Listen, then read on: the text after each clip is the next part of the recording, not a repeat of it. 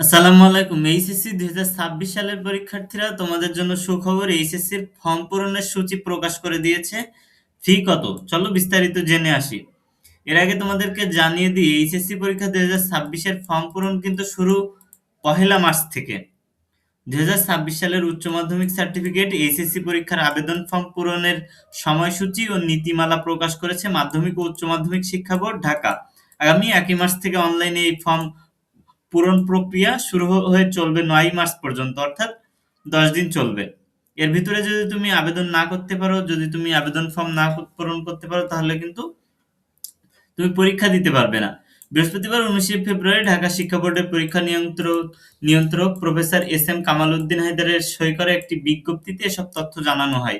বিজ্ঞপ্তি অনুযায়ী শিক্ষার্থীদের সম্ভাব্য তালিকা আগামী 28 ফেব্রুয়ারি বোর্ডের ওয়েবসাইটে প্রকাশ করা হবে। বিনা বিলম্বে ফি জমা দেওয়ার শেষ তারিখ 10 মার্চ। তবে 100 টাকা বিলম্ব ফি সহ 11 মার্চ থেকে 18 মার্চ পর্যন্ত ফর্ম পূরণের সুযোগ থাকবে।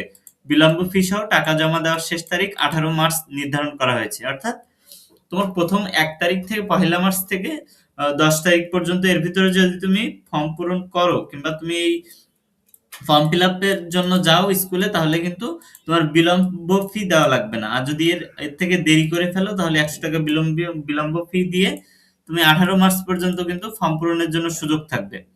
পরীক্ষার ফির হার: বিজ্ঞান শাখায় পরীক্ষার্থীদের জন্য বোর্ড ফি ও কেন্দ্র ফি মিলিয়ে মোট 2,995 টাকা নির্ধারণ করা হয়েছে।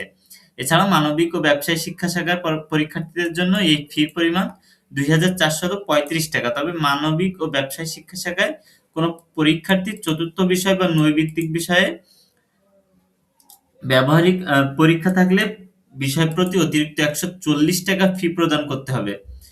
এখানে দেখো আরো অনেক কিছু বলে দেওয়া আছে, তোমরা এটা পড়ে নিবা। তবে তোমাদের এটা যে বলে দেওয়া হয়েছে, সব কলেজে কিন্তু একরকম না ফি। অন্যান্য এক এক কলেজ ভেদে কিন্তু তোমার এখানে ফিটা ভিন্ন ধরা হবে আর কি। ঠিক আছে? তো তোমরা যারা পরীক্ষা দিতে চাও, তারা অবশ্যই দ্রুতই তোমরা হচ্ছে 1 মার্চে গিয়ে তোমরা কলেজে গিয়ে তোমরা আবেদন ফর্মটা, তোমরা এইচএসসি ফর্মটা পূরণ করে আসবা।